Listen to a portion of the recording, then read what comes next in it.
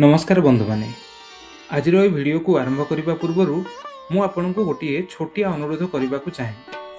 जदि आपण भगवान और मंत्रर शक्ति रे विश्वास करती तेबे ये भिडियोटी को शेष पर्यंत निश्चय देखंतु। बंधु माने आमे समस्ते जीवन रे बहुत परिश्रम करू। केही दिन राति काम करुछि तो केही व्यवसाय करुछि, केही चाकरी करुछि, किंतु ता सत्वे अनेक लोकंक जीवन रे गोटे समस्या सबुबेले रही थाए। धन आसुछि किंतु टिकी रहुनी। केबे हठात बड़ खर्च आसी जाए, केबे हानि हो जाए, आउ केबे एभली लागे जेमिति समस्त परिश्रमर फल मिलुनी। शास्त्र रे कुहा जाइछि केवल परिश्रम कले ही सबु किछि मिले नाही। घरे धन टिके रहिबा पई मां लक्ष्मीक कृपा अत्यंत आवश्यक। मां लक्ष्मी केवल धनर देवी नहे, से हेले समृद्धि, शांति और स्थिरतार देवी। जेउ घरे मां लक्ष्मी प्रसन्न रहंती सेठारे केबे अभाव रहे नाही।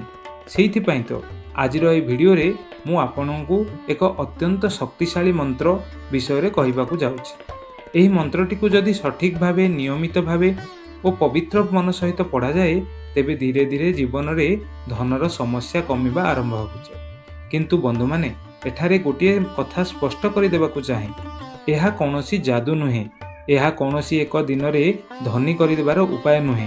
यह हेउची एक आध्यात्मिक पथ जेउठी श्रद्धा, धैर्य और नियमितता अत्यंत आवश्यक।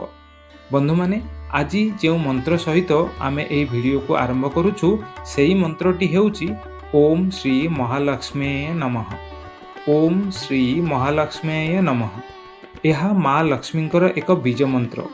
श्रीं शब्द रे धन, आकर्षण और समृद्धिर अपार शक्ति लुचि थाए। एही मंत्रर नियमित जप कले मन शांत हुए, नकारात्मक दूर हुए, आउ धनर रास्ता धीरे धीरे खोलिबा आरंभ करे। किंतु एही वीडियो रे मु आपनकु स्टेप बाय स्टेप भावे कहिबी केउ समय रे केमिति पढ़िबे एवं केउ कथारे ध्यान रखिले मां लक्ष्मीक कृपा शीघ्र मिली परिबो।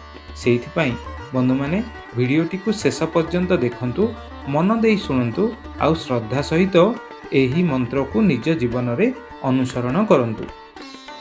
मनीष जीवन रे धनर महत्व काहाकू बुझाइबा दरकार नाही। धन नथिले घरर शांति, मनर सुख और जीवनर अनेक स्वप्न अधूरा हो जाए। सनातन धर्म अनुसार धन और समृद्धिर मूल हेले मां लक्ष्मी। तो आसंतु जानिबा मंत्र पढ़िबार सठिक समय विषय। मंत्र जप पई सकाळ समय को सर्वोत्तम बोली कुहा जाए। सूर्योदय परे जेतेबेले परिवेश शांत थाए सेही समय रे मंत्र पढ़िले मन एकाग्र हुए। जदि सकाळ समय न मिले तेबे संध्या बेले दीप जलाई मंत्र पढ़ी परिबे। विशेष करी शुक्रवार दिन मां लक्ष्मी को अत्यंत शुभ माना जाए।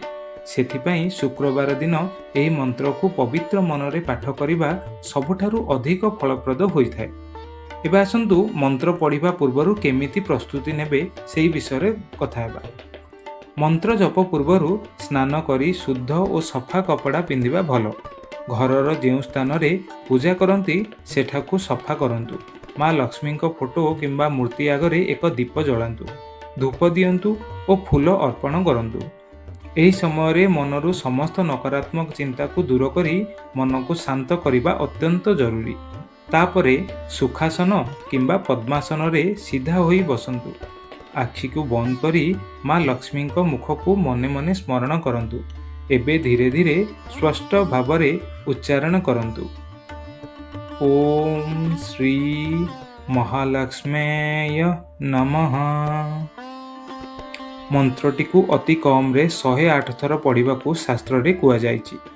जदि आपण नुआ करी मंत्र पढ़िबा आरंभ करूछंती तेबे 21 रु 51 थर रे आरंभ करि परिबे। जपमाला व्यवहार कले गणना सहज हुए और मन अधिक एकाग्र रुहे। मंत्र पढ़िबा समय रे केवल धन मागिले ही हेब नाही। मन रे एही संकल्प नियंतु जे आसुथिबा धन को आपण सठिक काम रे व्यवहार करिवे।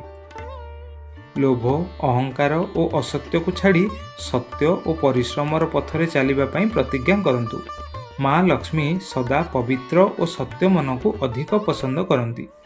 ଯଦି ଆପଣ ଏହି ମନ୍ତ୍ରକୁ ନିୟମିତ ଭାବେ ପଢ଼ିବେ, ଘର ସଫା ରଖିବେ, ସନ୍ଧ୍ୟାରେ ଦୀପ ଜଳାଇବେ ଓ ଆବଶ୍ୟକତାରେ ଥିବା ଲୋକମାନଙ୍କୁ ସାହାଯ୍ୟ କରିବେ, ତେବେ ଧୀରେ ଧୀରେ ଆପଣଙ୍କ ଜୀବନରେ ଧନର ସମସ୍ୟା କମିବା ଆରମ୍ଭ ହୋଇଯିବ। ଶେଷରେ ଏତିକି କହିବାକୁ ଚାହେଁ, ମନ୍ତ୍ର ହେଉଛି ଏକ ଶକ୍ତି, କିନ୍ତୁ ସେହି ଶକ୍ତି କାମ କରେ ଶ୍ରଦ୍ଧା, ଧୈର୍ଯ୍ୟ ଓ ନିୟମିତତା ସହିତ। ଯଦି ଆପଣ ଭରସା ଓ ଭକ୍ତି ସହିତ ଓମ୍ ଶ୍ରୀ ମହାଲକ୍ଷ୍ମାୟ ନମଃ ମନ୍ତ୍ର ପଢ଼ିବେ, ମା ଲକ୍ଷ୍ମୀଙ୍କ କୃପା ନିଶ୍ଚୟ ଆପଣଙ୍କ ଉପରେ ପଡ଼ିବ। ତ ବନ୍ଧୁମାନେ, ଏତିକି ସମୟ ଧରି ଆପଣ ଧୈର୍ଯ୍ୟ ସହିତ ଏହି ଭିଡ଼ିଓଟିକୁ ଦେଖିଲେ, ତା ପାଇଁ ମୁଁ ହୃଦୟରୁ ଧନ୍ୟବାଦ ଜଣାଉଛି। ଆଜି ଆମେ ଯେଉଁ ମନ୍ତ୍ର ଓ ନିୟମ ବିଷୟରେ କଥା ହେଲୁ, ସେଗୁଡ଼ିକ କେବଳ ଶୁଣିବା ପାଇଁ ନୁହେଁ, ସେଗୁଡ଼ିକ ନିଜ ଜୀବନର ଆଚରଣ କଲେ ତାର ଫଳ ନିଶ୍ଚୟ ମିଳେ। ମନେ ରଖନ୍ତୁ, ମା ଲକ୍ଷ୍ମୀ କେବେ ଶବ୍ଦ ଦେଖନ୍ତି ନାହିଁ, ସେ ଦେଖନ୍ତି ଆମର ମନ, ଆମର ଭାବନା, ଆମର କର୍ମ। ଯଦି ଆପଣ ମନ୍ତ୍ର ପଢ଼ୁଛନ୍ତି କିନ୍ତୁ ମନରେ ଅସତ୍ୟ, ଲୋଭ ଓ ନକାରାତ୍ମକ ଭାବନା ରହିଛି, ତେବେ ଫଳ ଆସିବାରେ ସମୟ ଲାଗିପାରେ।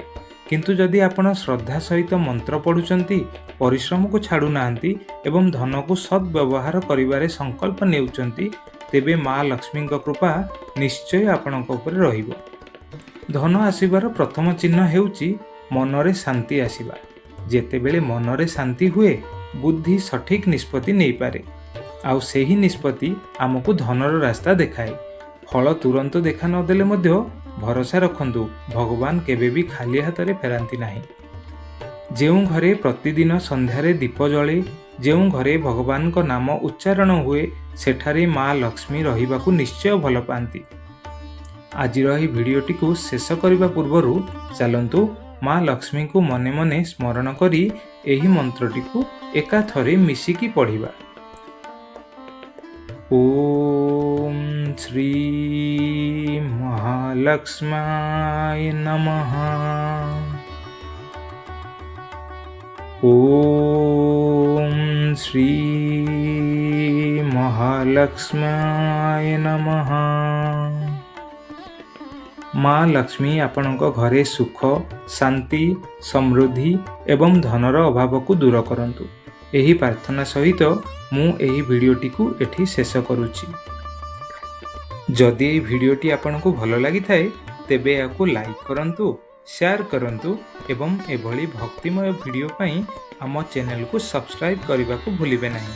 ଜୟ ମା ମହାଲକ୍ଷ୍ମୀ, ଜୟ ଜଗନ୍ନାଥ।